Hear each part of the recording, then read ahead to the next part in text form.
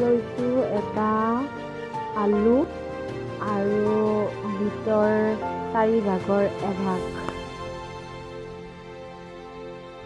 আজি আচলতে মই শ্বেয়াৰ কৰিব বিচাৰিছোঁ ঘৰতে সাধাৰণভাৱে মইনো কেনেকৈ ছালখনৰ যত্ন লওঁ। এতিয়া মই আলু আৰু বিটখিনি ৰুকি এনেকৈ চেপি ৰস উলিয়াই লৈছোঁ।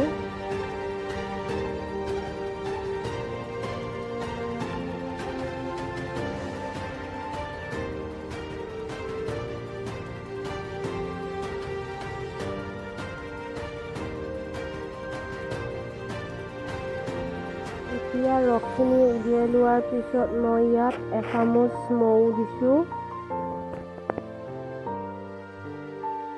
আৰু ইয়াত এচামুচ দৈ দিছোঁ। এতিয়া এইখিনি ধুনীয়াকৈ মিহলি হোৱাৰ পিছত মই কপাহৰ সহায়ত মুখত এপ্লাই কৰিম। মই প্ৰায় এই ঘৰুৱা উপায়টো কৰিয়েই থাকোঁ, আপোনালোকেও এবাৰ কৰি চাবচোন। এতিয়া 10 মিনিট পিছত মই ধুনীয়াকৈ মুখখন ধুই পেলাম ঠাণ্ডা পানীৰ সহায়ত।